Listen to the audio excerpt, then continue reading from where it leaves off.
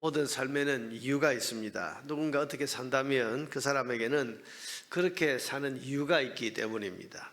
우리가 자연인이라는 TV 프로그램을 봅니다마는 평범하게 살아가는 삶을 포기하고 깊은 산 속에서 혼자 살아가는 사람들이 이상하게 보이지만은, 그러나 그 프로그램을 시청하다 보면 그 사람들에게도 그렇게 살 수밖에 없는 이유가 있구나 하는 것을 알게 됩니다. 자, 오늘 본문은 믿음으로 구원받은 사람들은 이렇게 살아야 한다라고 말씀하시는 성경의 권면인데, 세 가지로 요약하면 사랑, 낮은 마음, 선을 지키는 삶, 그렇게 말할 수 있습니다. 여러분 9절 10절을 보면 사랑에는 거짓이 없나니, 10절에 형제를 사랑하여 사랑에 대해서 말합니다. 15절 16절에 보면 즐거워하는 자들과 함께 즐거워하고 우는 자들과 함께 울라, 서로 마음을 같이하며 높은 데 마음 두지 말고 도리어 낮은 데 처하며, 그래서 낮은 마음을 말합니다.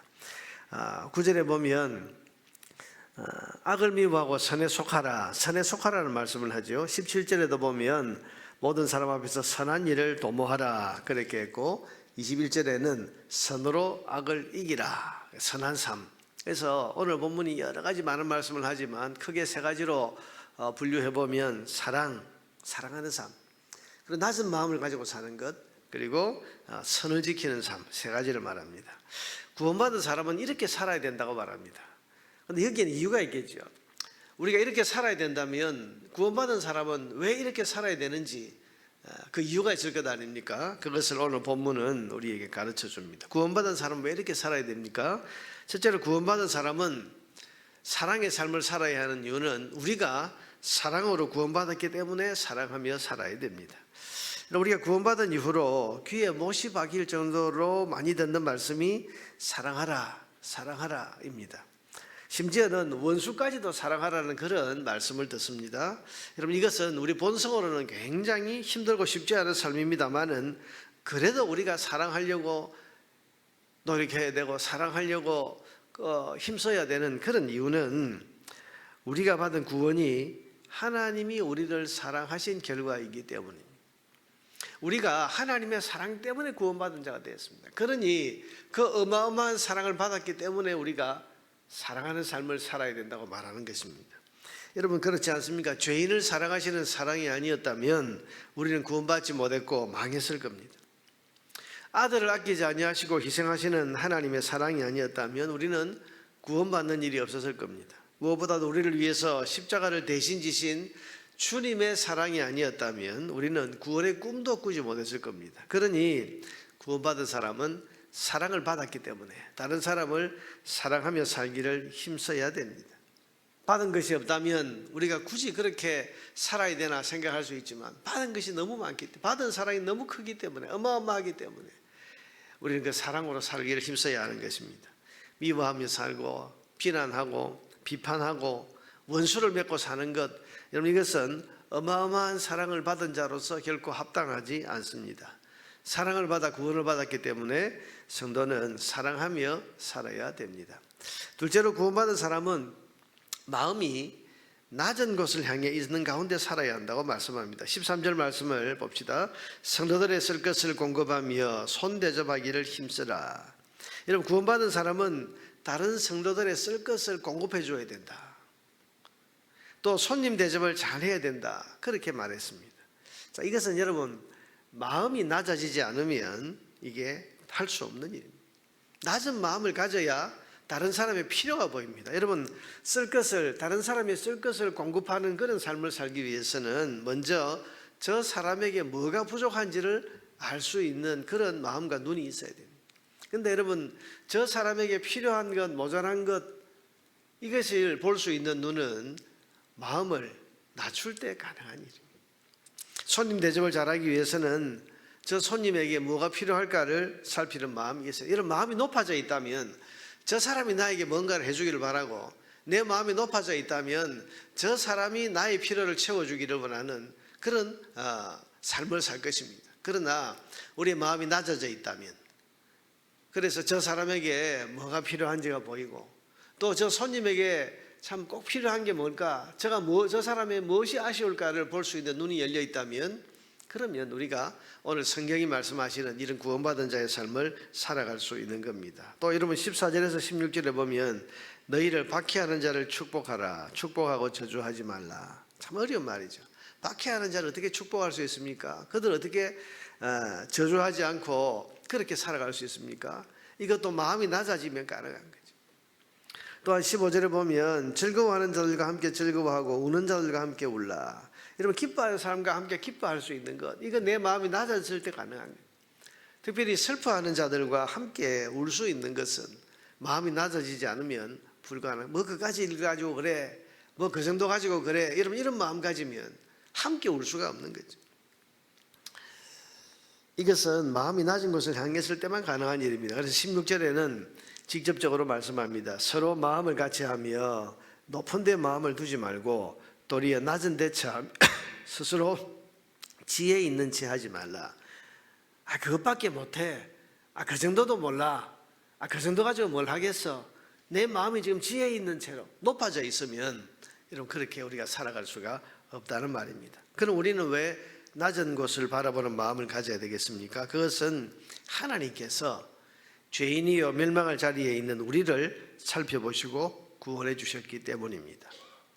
하나님께서 죄인인 우리를 보고 너희는 왜 그렇게밖에 못 사냐? 아니 왜 그 정도밖에 안 되냐? 여러분 그렇게 하셨다면 어떻게 우리의 구원이 이루어질 수 있었겠습니까? 그런데 낮은 자리에 있는 우리, 악을 행하고 죄 가운데 살고 하나님을 대적하고 있는 그런 우리를 하나님께서 긍휼히 여기셨고 낮은 마음으로 우리를 품어주셨기 때문에 그래서 우리가 구원받은 것입니다. 그러니 우리도 마음과 시선을 낮추어서 나보다 낮은 자리에 있는 사람들을 바라보면서 낮은 마음으로 살아가야 하는 것입니다. 그러나 여러분 성도는 남을 비판하고 남을 지적하고 또 남 앞에서 교만해서 우쭐대는 것, 이건 낮은 마음이 아니죠. 이건 죄인인 우리를 긍휼히 여기신 하나님의 사랑의 은혜를 입은 자로서 합당하지 않습니다. 낮은 마음을 가지라. 그래서 낮은 데 처하며 스스로 지혜 있는 체 하지 말라. 그렇게 말씀하고 있는 겁니다. 실제로 구원받은 사람은 끝까지 선을 지키며 살아야 됩니다. 19절에 보니까 내 사랑하는 자들아 너희가 친히 원수를 갚지 말고 하나님의 진노하심에 맡기라. 기록되어 있으되 원수 갚는 것이 내게 있으니 내가 갚으리라고 주께서 말씀. 원수를 갚으려고 하지 말고 너희들은 선을 지켜야 된다. 또 20절에 원수가 줄이거든 먹이고 목마르거든 마시게 하라. 그리함으로 네가 숯불을 머리에 쌓아 놓으리라. 그러면서 결론적으로 악에게 지지 말고 선으로 악을 이기라. 자, 여러분 왜 이렇게까지 성도는 악에 손대지 않고 내가 악한 일을 당한다고 해서 똑같은 악한 방법으로 갚아주지 않고 끝까지 나는 선을 지키는 이런 삶을 살아야 됩니까? 그 이유는 구원받은 사람은 이제 하나님께 속했기 때문입니다. 구원받았다고 하는 것은 이제 선하신 하나님의 소유가 되었다는 그런 뜻인데, 여러분 선하신 하나님께 속한 사람이 악에 손을 대고 악한 방법을 빌리고 악에 기대고 악을 닮은 행동을 하고 여러분 그래서 되겠습니까? 그건 하나님께 속한 사람으로서 할 수 없는 일이에요. 우리가 이제 구원받았기 때문에 하나님께 속했습니다. 그러니 우리는 선하신 하나님을 닮고 선하신 하나님께 속한 그런 선을 끝까지 지키며 행해야 되는 겁니다. 그럼 원수나 나에게 악을 강해오는 그 사람들에 대해서 난 가만히 있으란 말입니까? 하나님이 처리해 주신다고 했습니다. 19절에 보니까 내 사랑하는 자들아 너희가 친히 원수를 갚지 말고 하나님의 진노하심에 맡기라. 네가 하나님께 속해서는 이제 하나님이 처리하신다. 기록되어 있으니 원수 갚는 것이 내게 있으니 내가 갚으리라고 주께서 말씀하시니라. 하나님께 속해 있기 때문에 여러분 하나님이 이제 맡으십니다.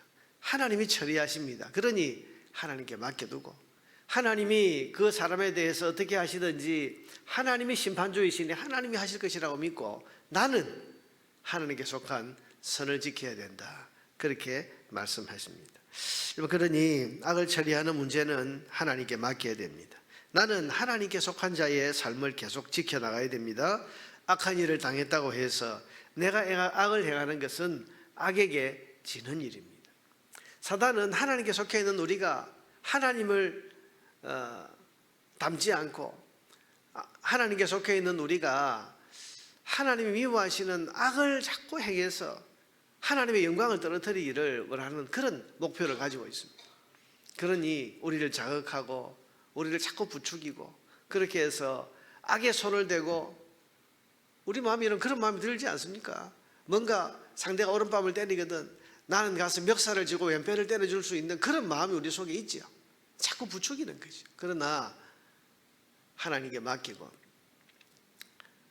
너는 악에게 지지 말고 선으로 악을 이기라 그렇게 말씀하십니다. 구원받은 사람은 악에게 지지 말고 선으로 악을 이겨야 됩니다. 우리가 악에게 진다는 것은 악한 자에게 굴복한다 이런 뜻이기도 하지만 악에게 지지 말고라는 것은 우리가 결국 악한 일에 손을 대고 우리가 악한 방법으로 행동을 하면 그건 악에게 지는 거다. 악의 의도에 넘어가는 거다.